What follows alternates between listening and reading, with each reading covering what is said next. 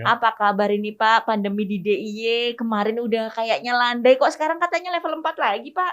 Oh, enggak dong, Udah enggak nih Pak? turun ke level 3 lagi Oh sekarang. sudah di Ya, level 3 udah lagi? level 3 lagi. Aduh Ya, ikut ya, lega.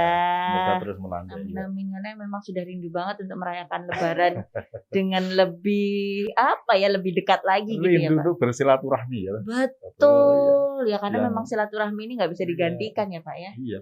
Kalau awal-awal COVID itu kan Langka. langka sekali itu. Betul betul Kayak betul. kita berperang itu mendapatkan masker sama APD. Benar.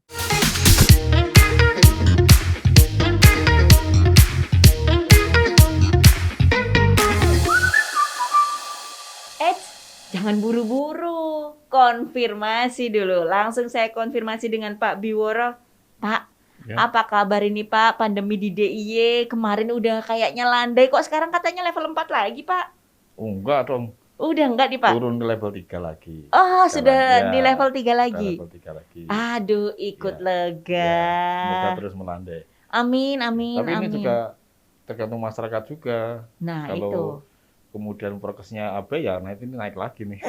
Rasanya yang kemarin gitu ya Pak ya? Iya. Kayaknya udah Long mulai weekend, long weekend nyaman. kemarin kan buahnya naik lagi nih levelnya kan. Nah, Ya, apalagi ini sebentar lagi juga akan ada momen-momen khusus kan memasuki puasa, iya, lebaran, ya. nantinya juga akan ada Heeh. liburan pasca Iya. lebaran. Iya, Biasanya ini memang harus iya. Justru biar bisa lebaran ya kita harus taat prokes nih sekarang supaya kemudian levelnya tidak naik bahkan turun. amin amin Iya. amin, karena memang sudah rindu banget untuk merayakan lebaran dengan lebih, apa ya, lebih dekat lagi gitu ya Rindu Pak? untuk bersilaturahmi ya. Atau ya, Betul, ya karena yang memang silaturahmi ini nggak bisa iya, digantikan ya Pak ya, iya betul. rasanya. Nah tapi kalau secara umum kondisinya gimana nih Pak di DIY? Untuk COVID-nya. Iya betul. Jadi strategi untuk penanganan COVID itu kan ada penerapan protokol kesehatan, kemudian ada vaksinasi, ya, kemudian juga ada ya penyiapan untuk apabila ada kasus ya, Ya. rumah sakit dan sebagainya. Tetapi pada kondisi sekarang ini kunci utamanya adalah pada prokes dan vaksinasi. Prokes dan vaksinasi. Maka kita kebut nih vaksinasi itu booster ya. Ya. Supaya kalau nanti boosternya sudah meningkat 70% paling enggak itu bisa lebaran bisa lebih nyaman, lebih aman itu. Amin amin. Kalau Ya. boleh tahu sekarang posisi booster ini sudah berapa persen Pak Kita 40% terdistribusikan ya, di DIY? 40%. 40%. Iya. Kalau dulu kan memang yang pertama awal Oh, untuk kalau pertama dua udah 100%. iya, maksudnya vaksin pertama, kedua udah 100% nih ya. Iya. Kemudian untuk booster ini kan didahulukan waktu itu lansia Ya, begitu ya. memang dulu ada ketentuan 6 bulan kan waktunya, Betul. sehingga dipercepat nih 3 bulan untuk rentang waktu untuk dari vaksin kedua ke Dan untuk booster. informasi mengenai vaksinasi booster ini rasanya juga di mana-mana sudah Oh, gampang wah, didapatkan sekarang ya. banyak sentra vaksin sekarang di Dinkes setiap hari dan banyak juga yang mendukung Polri, TNI, ya. Komunitas. Saya kira memang ini tugas bersama. Ya, untuk medsos sendiri BPBD juga BPBD ada kenceng untuk ya Pak ya. tentang juga Dinkes juga. Iya memang Iya. medsos tuh menjadi salah satu tempat pencarian sekarang kalau mau cari informasi di Ya. medsos. Walaupun kadang-kadang dapat yang hoax juga sih gitu ya, tapi kalau untuk dari BPBD Ya. sendiri sudah jelas dipercaya untuk informasi-informasi khususnya untuk vaksinasi Oh ya, booster ya. justru kita berharap masyarakat kalau dapat informasi confirm dulu sih ke Konfirmasi dulu. ke lembaga resmi. Ya. Tergantung masalahnya apa.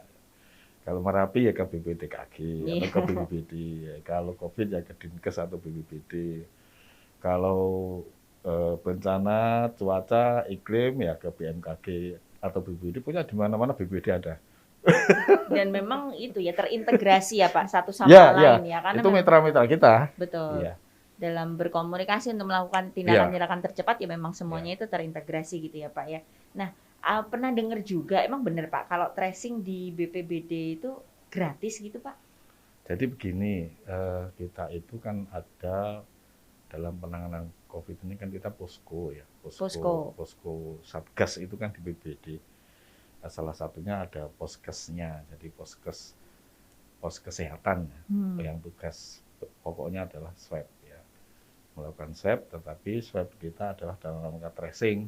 Ya. Kita lebih membantu kepada OPD atau lembaga yang ya misalnya ada kasus positif kemudian perlu tracing, kita bantu untuk melaksanakan itu. Nah, di poskesnya itu tadi di mana saja Pak? Ya, Kalau kalau masyarakat kalau poskesnya di BPBD Oh, di di Jalan BPBD. Kenari ya. Ya, Jalan Kenari ya. Ya. Di situ. Dan itu memang dalam rangka tracing ya Pak Iya, ya. untuk mencegah penularan ya. Ya, Supaya kita ya. tahu si A, si B, si C itu terkena nggak oleh temannya atau oleh tetangganya atau oleh satu ruangan yang ditemukan positif. Betul. Karena ada juga yang misalnya merasa sudah kontak erat tapi nggak mau tracing gitu ya. Ya, Dengan bisa jadi. cuma flu Saya biasa nggak kok. apa-apa kok, ini sehat-sehat kok ya. Iya, padahal masih membawa virusnya, Ya, itu yang masih. dikhawatirkan. Nah, kalau untuk prosedurnya berarti memang dari internal BPBD sendiri ya Pak ya, untuk tracing itu? Atau masyarakat boleh melaporkan? Oh, ini untuk lebih kepada lembaga ya. Oh, Kalau yang lembaga. masyarakat itu tugasnya Dinkes ya. Ya. Ya. Jadi Dinas memang Kesehatan. Kita lebih untuk kepada lembaga. instansi-instansi Ya, ya, ya. pemerintah. Ya. Nah, kalau penanganan COVID di tingkat yang lebih kecil gitu Pak, kecamatan, kelurahan, ini seperti apa dalam bersama-sama berkomunikasi untuk menangani COVID? Ya, yang namanya Satgas COVID itu ada di pusat ya. Ya. Ada Satgasnas, Satgas Nasional, ada Satgas COVID Provinsi, ada Satgas Kabupaten Kota, kemudian ada Satgas di kecamatan dan di desa ya. Artinya secara berjenjang lah. Tentu porsinya masing-masing ya. Kalau kebijakan penetapan PPKM dan sebagainya di pusat. Provinsi tentu meneliti itu, kemudian menerapkan strategi yang dirumuskan. Tadi ada vaksinasi, ada tracing, ada perubahan perilaku, campaign ya, campaign untuk prokes, ya. Kampanye masker, kampanye prokes ya. Kemudian juga bagaimana kita menyiapkan esoter ya, isolasi terpadu ya, atau isolasi mandiri. Kalau isolasi mandiri lebih di tingkat kecamatan tadi, mengawasi isolasi mandiri, mengawasi atau memantau yang positif bersama dengan puskesmas, ya, tentu dengan yang terkait di kecamatan, sampai di tingkat desa yang nanti mengawasi bagaimana aktivitas masyarakat di situ. Ini berarti praktis 2 tahun ini nggak pernah istirahat dong ya Pak? Saya membayangkan apalagi Ya. Ada beberapa kali kan kasus yang sangat tinggi waktu Kalau Delta. instansi lain ada yang disebut WFH. Work from home. Kalau di BPBD nggak berlaku WFH. Work from everywhere ya Pak ya? Terus.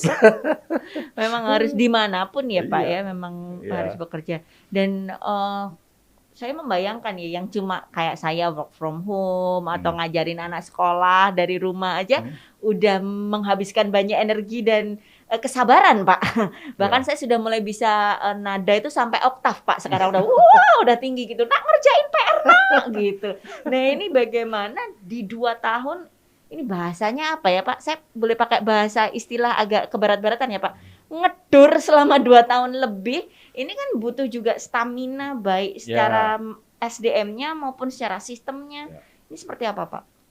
Tentu dinamika ya. Ini Ya. yang namanya darurat kan dinamika ya. Jadi kalau kita feedback balik ke awal-awal pandemi COVID itu, misalnya pada waktu itu persoalannya kan kita semua belajar nih, belum tahu dan belum pernah mengalami. Adaptasi ya Pak ya? Ya, bahkan kita juga belum siap dengan sarana prasarana sumber daya. Maka waktu itu kemudian ketika kita cari masker pun harus sampai Surabaya, sampai Jakarta. Apalagi APD, hazmat ya. Kemudian penyemprotan desinfektan itu seperti apa disemprotnya? Dulu pernah disemprot tubuhnya. Iya benar. Kita nyemprot di titik-titik strategis ya, di stasiun-stasiun, di Tugu, di titik nol, di Malioboro. Itu dinamika awal ya. Karena memang kita harus mengkondisikan masyarakat bahwa ini ada COVID nih betul. Salah satunya penyadaran ya. Ada COVID nih yang mengancam betul ya. Maka kemudian tempat publik itu juga representasi kita hadir untuk bencana ini. Dalam perjalanan berikutnya kan naik turun, kemudian naik kan bulan-bulan Juli kemarin kan tinggi ya.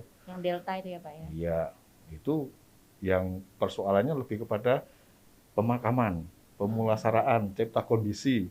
Karena kan memahamkan bahwa pemakaman itu sudah melalui SOP yang ketat, itu kan juga tidak mudah supaya masyarakat tidak khawatir. Kan ada juga yang di daerah lain ya, Ya. tidak mau menerima pemakaman Oh. COVID di makamnya, di dusunnya, takut nanti warga dusun itu ketularan. Iya. Tapi ada juga kasus di daerah lain ya, Betul. yang tidak mau di-COVID-kan ya, kemudian Iya. votingnya dimintakan. Nah, itu kan cipta kondisi ya, Dan nggak mudah ya Pak pemelaksanaan waktu ya, itu tidak pasti ya. mudah. Kemudian juga membantu pemakaman. Bahkan sampai ya baru kali ini atau baru pada waktu itu ya, saya bekerja itu di kantor ada banyak peti mati.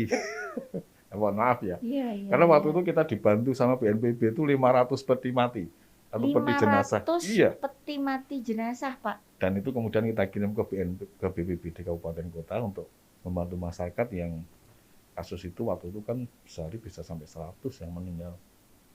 Betul. Tim-tim pemakaman, tim pemulasaraan pun juga waktu itu sampai antri, ambulan pun juga antri. Untuk masuk rumah sakit juga antri, oksigen pun saat itu juga jarang. Langka. Bahkan ada Tim, yang iya. mengambil kesempatan ya Pak di Tim situasi harus sampai seperti ke itu. Kendal, sampai ke Surabaya untuk mencari oksigen itu. Iya. Sehingga kemudian kita juga membangun pabrik oksigen di DIY ya. Nah, untuk mempersiapkan kalau kemudian terjadi peningkatan lagi. Iya. Itu berlangsung terus-menerus ya sampai sekarang kita lebih ke vaksinasi nih, prokes ya. Artinya anggaran itu kemudian untuk mendukung vaksinasi, untuk penyelenggaraannya, untuk tenaga medis yang melakukan vaksinasi. Tapi untung sekarang ini ya Pak ya, vaksinasi itu masyarakat sudah punya kesadaran yang ya, tinggi. Akhirnya sistem ya, kita bangun sistem kalau akan bepergian harus sudah vaksin, kalau akan ke mall harus sudah vaksin. Ya, peduli lindungi itu ya Pak. Peduli lindungi, diceknya lewat itu. Maka pun masyarakat, wah ini saya harus vaksin nih supaya bisa mobile, bisa naik Sebenarnya pesawat. takut sama COVID-nya apa takut nggak ke mall-nya ya Pak? Saya jadi bertanya-tanya. Tapi ya apapun itu akhirnya membawa kesadaran masyarakat untuk yang nggak takut-takut untuk vaksin dan booster ini ya Pak ya. Dan kenyataan memang itu dibutuhkan ya. Sangat dibutuhkan. Kenyataan kematian yang terjadi akhir-akhir ini kan bagi mereka yang belum vaksin, lansia atau komorbid ya. Ya. Tapi yang sudah vaksin kan relatif bahkan mungkin dominan tanpa gejala. Ya, lebih ringan ya Pak lebih ya. Ringan. Betul. Nah berarti ini yang info terbaru yang saya terima dengan sukacita dan bahagia adalah ternyata sudah di level 3 ya Pak sekarang? Iya. Per kapan ini Pak? Aduh seneng banget loh. Per hari Senin kemarin. Senin tanggal 21 ya. Senin 21 kemarin sudah di level 3. Nah ini berarti untuk perubahan prokesnya juga berbeda lagi ya Pak dengan level 4 sudah ada kemarin? peningkatan lagi. Kalau level 4 kan seperempat ya.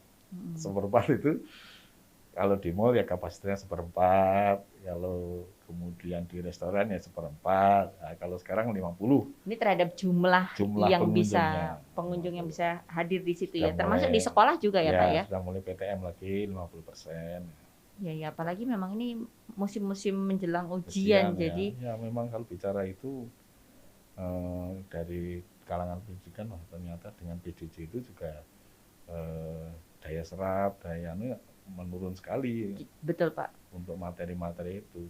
Iya, dan jauh sekali ya rasanya. Jauh sekali. Betul.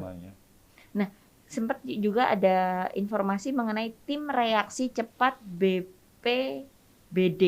Ini apa sih Pak? Jadi kalau di BPBD itu ada dalam rangka melaksanakan tugas-tugas penanggulangan bencana itu di dalamnya ada bidang-bidang ya. Jadi ada bidang pencegahan kesiapsiagaan, ada bidang penanganan darurat, ada bidang rehabilitasi rekonstruksi, ada bidang logistik dan peralatan. Nah, di dalam bidang penanganan darurat itu ada subbidang atau fungsi kedaulatan dan fungsi pengendalian operasi. Nah, inilah kalau fungsi kedaulatan ini didukung oleh namanya tim reaksi cepat. Oh, di subbidang kedaruratan tadi ya. Itu yang dia bertugas 24 jam nih untuk melakukan asesmen, pemantauan terhadap kejadian-kejadian bencana di DIY.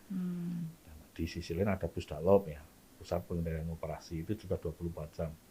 Itu memberikan informasi pada masyarakat, menampung informasi karena ada call center di situ. Kalau ada laporan-laporan kebencanaan ya kemudian tidak lanjuti. TRC ini kalau ada laporan dia akan datang ke lokasi untuk merespon terhadap kejadian itu, Ya. melakukan assessment seberapa besar eh, kejadiannya, dampaknya, kebutuhannya apa lah. Ini menjadi informasi untuk kita tindak lanjuti. Ya. Untuk Berarti itu untuk kebencanaan tadi ya Pak ya? ya kebencanaan. Tidak untuk penanganan COVID ini atau? Dalam Satgas ini, itu kan tadi saya sampaikan, posko Satgas COVID kan di BPBD, Ya. termasuk sekretariatnya. Ya. Nah, di dalam posko ini ada posduk namanya, pos dukungan. Nah, posduk itu di dalamnya itu ada relawan-relawan termasuk TRC. Bahkan waktu bulan Juli dan juga awal-awal itu kita di backup oleh TNI.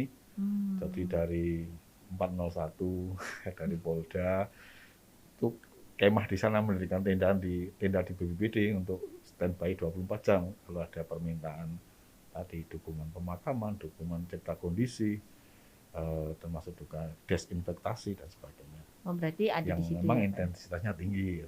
Iya. Ya. Dan sampai sekarang ini masih ada berarti ya Pak ya? Karena kasusnya sudah melandai, jadi mulai melandai itu posduknya belum atau tidak kita aktifkan. Jadi mulai 2022 ini off ya, karena sudah bisa ditangani secara reguler. Kemudian juga masyarakat sudah paham tentang kalau ada yang meninggal dan sebagainya, karena waktu-waktu itu sudah kita lakukan pelatihan-pelatihan untuk Satgas Desa, kecamatan, bahkan ketika pelatihan di kecamatan itu juga kita latih, kita bantu dengan hazmat, kita bantu dengan peti mati juga. Ya. Jadi upaya-upaya peningkatan kapasitas itu yang kemudian dengan melayani kasus ini ya kita pertimbangkan belum kita. Ya, berarti posko Satgas saat ini poskes aja tadi yang ya Pak? Yang aktif poskes karena memang kebutuhannya lebih pada tracing dan sebagainya. Ya. Swab itu, ya. Sebenarnya juga kabar baik ya Pak. Semoga juga tidak perlu lagi ada posduk itu kan. Karena kan sekarang kasusnya tinggi, tetapi kan tingkat kematian, kemudian bor rumah sakit kan juga relatif aman.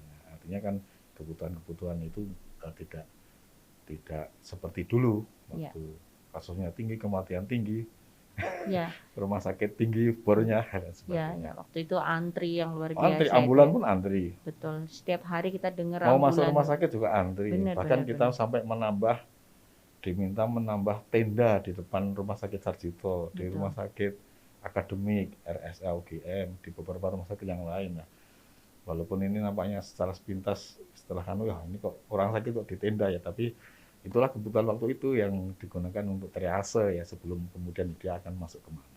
Ya. Nah ini jadi ingat nih Pak mengenai tim reaksi cepat BPBD tadi, itu kaitannya dengan kebencanaan gitu. Nah di sisi lain saat ini juga Merapi ini salah satu isu yang cukup dibicarakan karena erupsinya terus menerus begitu ya. Meskipun memang bukan erupsi yang besar, tapi ada tanda erupsi yang terus menerus. Ini bagaimana Pak dengan persiapan itu? Jadi terkait dengan Merapi itu kan kita mempunyai mitra BPTKG, Badan Pengembangan Teknologi Kebencanaan Gunung Api. Itu kan dia yang memantau, punya 22 alat nih dia di atas, yang memantau setiap saat 24 jam, 1 minggu, 7 hari. Nah, dari data itu dia akan info ke kita, ada nggak perubahan-perubahan yang signifikan dalam kondisi itu. Kalau ada perubahan yang perlu kemudian langkah lebih lanjut seperti kemarin tanggal 90 itu, informasikan ke kita, ini ada lahar guguran dan juga lahar dari Merapi turun sampai 5 kilo misalnya. Kemudian BPBD Sleman dan bersama dengan provinsi, ini harus ada tambahan kebijakan nih, misalnya kemudian tidak boleh berwisata di Kaliadem, Bangker Kaliadem. Penambangan radius 5 km harus steril, bersih, tidak boleh. Karena kita kan tujuannya adalah melindungi masyarakat ya. Betul. Jangan sampai yang berwisata justru nanti celaka karena tidak tahu daerah-daerah yang bahaya. Tapi ya ini masyarakat itu juga macam-macam. Waktu itu kan viral ya, ada ya anak-anak muda beberapa yang justru kemudian turun di pasir itu ya. Padahal kita nggak tahu tuh di bawahnya itu masih berapa derajat itu. Karena kalau waktu erupsi 2010 dulu sampai 400 derajat itu. Betul. Nah, terhadap Nah, yang seperti ini tiba-tiba ada masyarakat dalam tanda kutip demi konten dan Instastory ini gimana dong Pak? Jangan sampai kejadian lagi lah karena itu. saya membayangkan amit-amit nih ya Pak, amit-amit kalau ada apa-apa pasti yang disalahkan yang Ya, terdepan ya, ya, kita bisa ini jadi. gitu Pak ibaratnya. Jadi ya satu hal yang perlu diperhatikan juga masyarakat ya, jangan sampai kemudian untuk semakin populer dia harus semakin mempertaruhkan nyawanya itu. karena dorongan untuk konten yang lebih tadi kan. Iya. Ya. Nah, kalau kembali lagi pada penanganan COVID gitu ya, karena kita makin optimis nih udah level 3 gitu, sehingga semoga semuanya kembali membaik dan tujuan akhirnya adalah produktif gitu ya Pak ya. Sosialisasi rutin selama pandemi ini ya terus berjalan berarti ya Pak ya? Oh ya, saya kampanye masker terus kita sampaikan, prokes juga kita lakukan. Ya. Juga gerakan penegakan hukumnya melalui bidang Gakum, Satpol PP dan mitranya juga dilakukan. Mungkin sekarang lebih banyak ke ini Pak, calon mertua Pak yang dikasih apa namanya Pak? Sebentar ini saya perlu dulu ini. Sosialisasi. Calon mertua. Nah, karena begitu lihat calon menantu itu nggak prokes, gimana dia bisa melindungi anaknya kalau melindungi diri sendiri aja nggak bisa Pak. Nah, tapi sering semua lupa loh itu. Justru ketika resepsi pernikahan ya, waktu foto-foto, teman masker sebentar. Iya. Lah Habis ini, itu lupa nggak dipakai lagi. Ya sebentar itu kan virus bisa menular dalam waktu sekian detik aja kan. Betul. Itu yang kadang-kadang lalai ya Pak. Nah, lalai juga.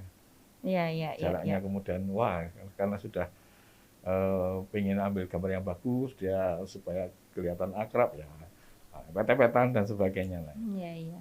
Tapi kalau untuk ketersediaan sarana, prasarana, penanganan COVID ini terus tetap Pak ya? Kita kebijakan prinsip pemerintah tentu akan mensupport semuanya itu sesuai dengan kebutuhan. Karena darurat ya, darurat itu ya apapun itu tidak ada pilihan lain. Kalau ada kebutuhan vaksin, kebutuhan waktu sebelumnya ya desinfektan misalnya, kebutuhan untuk swab ya pasti akan didukung. Ya. Sampai saat ini juga itu masih ada terus ya Pak ya. Ini untuk memberikan rasa agar masyarakat juga tenang gitu bahwa prasarana dan juga sarana itu memang sudah disiapkan gitu. Meskipun keadaannya tampak landai begitu, karena memang itu tadi menuju ke puasa, ke lebaran, nanti juga libur panjang biasanya Pak. Termasuk juga rumah sakit itu kan alatnya mahal-mahal Mbak ya. Ada untuk ruang isolasi apalagi itu kan mahal ya. Tapi itu kan mau nggak mau tidak ada pilihan lain karena pertaruhannya kan nyawa. pertolongan pada masyarakat yang terkena itu. Dan sekali lagi bahwa setiap stakeholder tadi memang semuanya bekerja sama gitu ya Pak ya. Jadi kita mendapatkan sangat banyak bantuan ya dari masyarakat, dari lembaga, BUMN, organisasi, baik itu sarana prasarana ambulan, kita dapat bantuan ambulan, kita dapat bantuan oksigen, tabung oksigen, termasuk di tahun 2020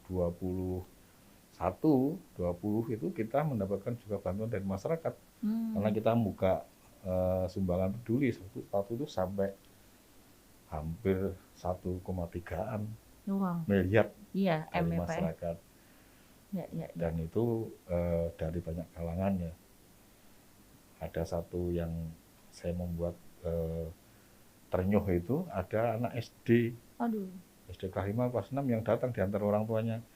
Dia menyumbangkan 5 juta tabungannya. Wow, luar yang biasa. Rencananya itu mau untuk beli sepeda. Wow. Wah ini artinya ya dia sampai kemudian terpanggil untuk menyumbangkan itu kan sesuatu sekali. Iya betul. Bahasanya kan sesuatu banget itu ya. Iya betul Pak. Tapi itu pasti langsung mengena di hati, membangkitkan semangat juga tentu saja. Dimana-mana sering saya sampaikan. Ini kepedulian masyarakat Jogja yang masih anak-anak pun. Kelas 5 SD tadi Pak ya? 5 SD 5 juta dari tabungannya yang tadinya untuk membeli sepeda. Dan semoga ini menjadi contoh agar kita semua tetap tergugah dan tidak lalai itu tadi ya Pak ya. Semoga dia sudah beli sepeda sekarang. Amin. Sumber atau tabungan yang lain. Amin. Nah Pak, kalau untuk masyarakat sendiri untuk mengakses begitu kemudian misalnya meminta bantuan dan informasi kemana Pak? Secara berjenjang ya, tergantung kalau informasi terkait dengan COVID ya kita ada di Dinkes ada, di medsos juga ada, call center kita di BPBD juga ada. Kalau Bisa tanya langsung. sederhana minta masker gitu boleh nggak sih Pak? Ya sebenarnya kan kalau memang itu membutuhkan ya kita support ya. Kalau dia tidak punya ya, Ya. kalau tidak punya bahkan kita kampanye masker itu ke tempat-tempat keramaian di objek-objek wisata kita bagi, kita ingatkan mereka yang nggak pakai masker ini tolong pakai masker sambil mengingatkan yang lain. Ya, ya. Iya. Luar Tapi biasa. sekarang kan masker sudah tidak lagi menjadi barang yang mahal ya. Betul. Artinya di pinggir-pinggir jalan pun banyak yang sudah Iya. jual sekarang. Dengan warna-warna seperti Ya. kita juga Pak ya. Kalau awal ini kan gratis ya lain kali ya. Kalau awal-awal COVID itu kan Langka. angka sekali itu. Betul. Kita berperang itu untuk mendapatkan masker sama APD. Benar. Bapak terakhir himbauan untuk masyarakat Pak Ya. di tengah-tengah pandemi COVID yang memang belum selesai tapi alhamdulillah puji Tuhan sudah ada di level 3. Ya, ini kan kita akan menghadapi momentum-momentum yang sangat penting ya, bagi kita, yaitu ada puasa, bulan puasa, kemudian Lebaran, dan lebih dari itu kultur kita kan menggunakan waktu-waktu seperti itu untuk silaturahmi. Nah, kita masih ada rentang waktu nih, rentang waktu yang penting untuk persiapan itu adalah vaksinasi. Maka kemudian kita menghimbau pada masyarakat yang belum vaksinasi, terutama vaksinasi booster, segera saja datangi sentra-sentra vaksinasi, karena sekarang on the spot ya, nggak perlu lagi datang ke sana, nanti akan langsung dilayani. Supaya apa? Supaya pada saat momentum itu kita semua sudah siap dengan daya tahan tubuhnya, dengan imunitas ya, Amin. dengan tameng yang bisa melindungi kita dari potensi untuk penularan itu. Karena saya yakin kalau kemudian pada waktu liburan Lebaran itu pemerintah mengizinkan untuk mudik dan sebagainya, pasti ini akan terjadi mobilitas yang sangat tinggi, karena kan sudah lama menahan diri untuk tidak melakukan itu. Betul. Jadi kuncinya adalah begitu ada kesempatan langsung saja untuk melakukan vaksinasi, apalagi yang booster, karena informasi terbaru juga sudah tidak perlu menunggu 6 bulan tapi 3 bulan sudah cukup gitu dan ya. Tetap pakai masker. Dan tetap prokes, yang paling penting adalah pakai masker. Terima kasih sekali Pak Biworo, matur nuwun. Mbak Tako. Atas kesempatannya. Iya, tetap semangat Pak. Amin. Salam sehat, salam juga untuk semua tim yang ada di BPBD. Siap. Terima kasih banyak. Makanya salam tangguh ya. Salam tangguh, jangan buru-buru, konfirmasi dulu.